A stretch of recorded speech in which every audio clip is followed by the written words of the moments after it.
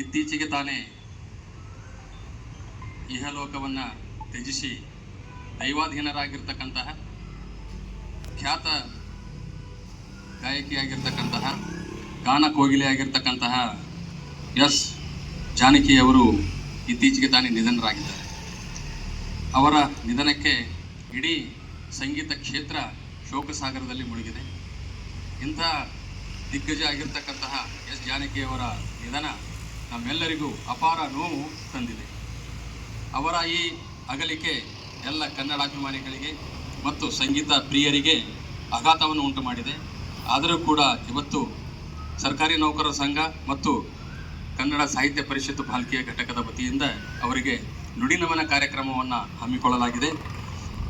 ಇವರು 23/4/1938 ಆಂಧ್ರ ಪ್ರದೇಶದ ಗುಂಟೂರು ಜಿಲ್ಲೆಯ ರೇಪಲ್ಲಿ ಸಮೀಪದ ಪಲ್ಲಪಟ್ಟದಲ್ಲಿ ಹುಟ್ಟಿದವರು. ಇವರು ಸುಮಾರು 48,000 ಗೀತೆಗಳನ್ನು ಹಾಡಿ ರಚಿಸಿದ್ದಾರೆ.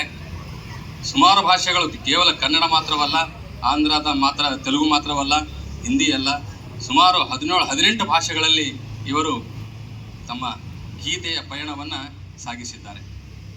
ಹೀಗಾಗಿ ಎಸ್ ಜಾನಕಿಯವರು ನಮಗೆ ಮರೆಯಲಾಗದ ಧ್ರುವತಾರೆ ಅಂತ ಹೇಳಿ ನಾವು ಇವತ್ತು ಹೇಳಬೇಕಾಗಿದೆ. ಇವರಿಗೆ ರಾಷ್ಟ್ರ ಪ್ರಶಸ್ತಿ, ಅನೇಕ ಪ್ರಶಸ್ತಿಗಳು ಸಂದಿವೆ.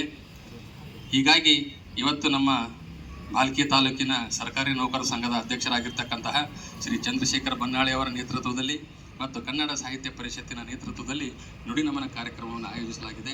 ಈ ನುಡಿ ನಮನ ಕಾರ್ಯಕ್ರಮಕ್ಕೆ ಭಾಗವಹಿಸಿರ್ತಕ್ಕಂತಹ ತಮ್ಮೆಲ್ಲರಿಗೂ ಮತ್ತೊಮ್ಮೆ ಹೃತ್ಪೂರ್ವಕವಾದಂಥ ಸ್ವಾಗತವನ್ನು ಕೋರುತ್ತಾ, ಅವರು ಭಾಳಷ್ಟು ಸರಳ ಜೀವಿಗಳು. ಅವರ ಜೀವನದಲ್ಲಿ ಸುಮಾರು 48,000ಕ್ಕಿಂತ ಹೆಚ್ಚು ಹಾಡುಗಳನ್ನು ಅವರು 17 ಭಾಷೆಗಳಲ್ಲಿ ಹಾಡನ್ನು ಹಾಡಿದ್ದಾರೆ. ಅವರು ಇವತ್ತು ಅಂಥ ಒಂದು ಗಾನ ಕೋಗಿಲೆ, ಗಾನಗಂಧರ್ವ ಮತ್ತೇನಪ್ಪ ಅಂದರೆ ಮೆಲೋಡಿಸ್ ಕ್ವೀನ್ ಅಂತಕ್ಕಂಥ ಒಂದು ನಮ್ಮ ಒಂದು ಕರ್ನಾಟಕದ ಒಂದು ಕಣ್ಮಣಿಯನ್ನು ಇವತ್ತು ಕಳ್ಕೊಂಡಿದ್ದೇವೆ ಅಂದರೆ ಭಾಳಷ್ಟು ನೋವಿನ ಸಂಗತಿ. ಆದರೆ ಹುಟ್ಟು ಮತ್ತು ಸಾವಿಗೆ ಯಾರು ಮಾಡಲಿಕ್ಕಾಗಲ್ಲ. ಅವರ ವಯವ ಒಂದು ಸಹಜ ಸ್ಥಿತಿಯಲ್ಲಿ ಅವರು ಮಣ್ಣು ಹೊಂದಿರ್ತಾರೆ. ಅವರ ಆತ್ಮಕ್ಕೆ ಒಂದು ಚಿರಶಾಂತಿ ಸಿಗಲಿ ಅಂತಕ್ಕಂಥದ್ದನ್ನು ನಮ್ಮ ಕರ್ನಾಟಕ ರಾಜ್ಯ ಸರ್ಕಾರ ನೌಕರರ ಸಂಘದ ವತಿಯಿಂದಲೂ ಮತ್ತು ನಮ್ಮ ಕನ್ನಡ ಸಾಹಿತ್ಯ ಪರಿಷತ್ ವತಿಯಿಂದ ಅವರಿಗೆ ನಾನು ದೇವರಲ್ಲಿ ಪ್ರಾರ್ಥಿಸ್ತೇನೆ. ಅವರ ಪೂರ್ತಿ ಹೆಸರು ಸಿಸ್ಲಾ ಜಾನಕಿ ಅಂತ. ಅವರು 1938ರಲ್ಲಿ ಆಂಧ್ರದಲ್ಲಿ ಜನಿಸಿದರು. ಅವರು ಆಂಧ್ರದಲ್ಲಿ ಜನಿಸಿದ್ರು ಕೂಡ ಹಲವಾರು ಭಾಷೆಗಳು, ಪಂಜಾಬ್ ಭಾಷೆ ಇರ್ಬೋದು, ಕನ್ನಡ ಭಾಷೆ, ತಮಿಳು, ಎಲ್ಲ ಭಾಷೆಗಳಲ್ಲಪ್ಪ ಅಂದ್ರೆ ಅವರು ಹಾಡನ್ನು ಭಾಳಷ್ಟು ಹಾಡಿದ್ದಾರೆ. ರಾಜ್ಯದಿಂದ ರಾಷ್ಟ್ರದ ಭಾಳಷ್ಟು ಪ್ರಸಿದ್ಧಿ ಕೂಡ ಅವರಿಗೆ ಭಾಳಷ್ಟು ಸಿಕ್ಕಿವೆ ಅಂತಕ್ಕಂಥದ್ದು ನಾವು ಇವತ್ತು ಗಮನಿಸಬೇಕಾಗಿದೆ. ಅಂಥ ಒಂದು ನಮ್ಮ ಕರ್ನಾಟಕ ಕಣ್ಮಣಿಯನ್ನು ಕಳ್ಕೊಂಡಿದ್ದೇವೆ ಅಂತಕ್ಕಂಥದ್ದು ಇವತ್ತು ನಾವು ಈ ಒಂದು ಸಮಯದಲ್ಲಿ ನೆನಪಿಸಬೇಕಾಗಿದೆ. ಸಂಗೀತದಲ್ಲಿ ದಿಗ್ಗಜರೇ ಅನಿಸ್ಕೊಂಡಂತಹ ಮೇಧಾವಿ ಮಹಾನ್ ವ್ಯಕ್ತಿ ಎಸ್ ಜಾನಕಿಯವರು. ಅವರ ಹಾಡು ಅತ್ಯಂತ ಮಧುರ ಕಂಠ ಕೋಗಿಲೆಯಿಂದ ನಮ್ಮೆಲ್ಲ ಇಡೀ ಕರ್ನಾಟಕ ಎಲ್ಲ ಇಡೀ ಭಾರತ ದೇಶದಲ್ಲಿ ರಂಜಿಸಿದ್ದು ನಾವೆಲ್ಲ ನೋಡಿದ್ದೇವೆ. ಅಂತಹ ಒಂದು ಕಣ್ಮಣಿ, ಅಂತಹ ಒಂದು ಸಂಗೀತ ಕ್ಷೇತ್ರದ ಒಂದು ದಿಗ್ವಿಜಯ ಸಾಧಿಸಿದಂಥ ಒಬ್ಬರು ಮಹಾನ್ ಎಸ್ ಜಾನಕಿಯವರು ಇವತ್ತು ಅಗಲಿಕೆಯಿಂದ ನಮ್ಮ ಇಡೀ ಸಂಗೀತ ಕ್ಷೇತ್ರಕ್ಕೆ ಒಂದು ನಷ್ಟ ಅಪಾರ ಆಗಿದೆ ಅಂತ ಹೇಳಿ ಬಯಸ್ತಾ ಇದ್ದೇನೆ. ಅವರ ಒಂದು ಆತ್ಮಕ್ಕೆ ಶಾಂತಿ ಸಿಗಲಿ ಅಂತಕ್ಕಂಥ ಕನ್ನಡ ಚಲನಚಿತ್ರರಂಗದ ದಿಗ್ಗಜರು, ಸಂಗೀತ ಕ್ಷೇತ್ರದಲ್ಲಿ ತನ್ನದೇ ಆದಂಥ ಕೊಡುಗೆಯನ್ನು ಕೊಟ್ಟಂಥ ತಾಯಿ ಎಸ್ ಜಾನಕಿಯವರು ಇವತ್ತು ನಮ್ಮನ್ನೆಲ್ಲ ಆಗಲಿ ಕನ್ನಡ ಚಲನಚಿತ್ರ ಅಷ್ಟೇ ಅಲ್ಲ, ಸುಮಾರು ಭಾಷೆಗಳಲ್ಲಿ ಅವರ ತನ್ನದೇ ಆದಂಥ ಸಂಗೀತ ಸೇವೆಯನ್ನು ಮಾಡಿ ಇಡೀ ರಾಷ್ಟ್ರದಾದ್ಯಂತ ಹೆಸರನ್ನು ಮಾಡಿದಂಥ ತಾಯಿಯವರು ತಮ್ಮ ಮಧ್ಯೆ ಇಲ್ಲ ಅಂದರೆ ನಮಗಾಗಲ್ಲ. ಯಾವತ್ತೂ ಕೂಡ ಅವರು ನಮ್ಮದು ಸ್ಮರಣೆಯಲ್ಲಿರ್ತಾರೆ. ಅವರ ಹಾಡುಗಳು ಸದೈವ ಅವರ ನೆನಪನ್ನು ನಮಗೆ ಮಾಡಿಸ್ತಾ ಇರ್ತವೆ. ಯಾಕಂದರೆ ನಾವು ಯಾವುದಾದ್ರೂ ಒಂದು ಕಾರ್ಯ ಮಾಡಿದಾಗ ಮನುಷ್ಯನ ಹುಟ್ಟುವಂಥದ್ದು ಆಕಸ್ಮಿಕ, ಸಾವು ಖಚಿತ. ಈ ಮಧ್ಯೆ ಇರ್ತಕ್ಕಂಥ ಜೀವನದಲ್ಲಿ ನಾವು ಏನು ಮಾಡಿದ್ದೀವಿ ಅನ್ನೋದು ಬಹಳ ಮುಖ್ಯ ಆಗ್ತದೆ.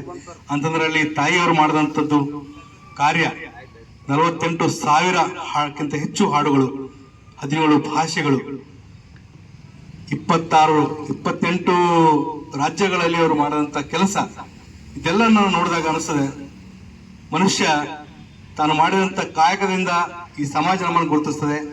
ಅಂತ ಒಂದು ಸೇವೆಯನ್ನು, ಅತ್ಯುನ್ನತ ಸೇವೆಯನ್ನು ಮಾಡಿ ನಮ್ಮನ್ನೆಲ್ಲ ಆಗಲಿ ಇವತ್ತು ಸ್ವರ್ಗವಾಸಿಯಾದಂಥ ತಾಯಿ ಎಸ್ ಜಾನಕಿ ಅವರಿಗೆ ನಾವೆಲ್ಲರೂ ಸ್ಮರಣೀಯವಾಗಿ ನೆನೆಸ್ತಾ ಇರ್ತೇವೆ.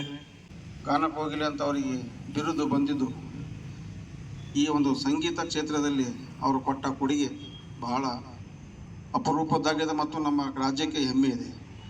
ಸುಮಾರು 48,000 ಒಂದು ಹಾಡುಗಳನ್ನು ಹಾಡಿ ದಾಖಲೆ ಬರೆದಿದ್ದಾರೆ. ಯಾವುದೋ ಒಬ್ಬ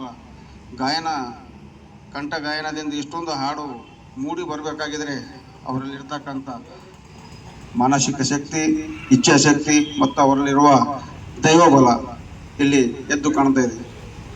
ಇವಾಗ ಅವರು ನಿಧನರಾಗಿದ್ದರೆ ಮುಂದಿನ ಜೀವನದಲ್ಲಿ ಕರ್ನಾಟಕದಲ್ಲೇ ಮತ್ತೆ ಮರಳಿ ಹುಟ್ಟು ಬನ್ನಿ. ಧ್ರುವತಾರೆಯಾಗಿರ್ತಕ್ಕಂತಹ ಗಾನಕೋಗಿಲೆ ಎಸ್ ಜಾನಕಿಯವರ ನುಡಿ ನಮನ ಕಾರ್ಯಕ್ರಮ ಇಲ್ಲಿಗೆ ಸಂಪನ್ನವಾಗ್ತಾ ಇದೆ.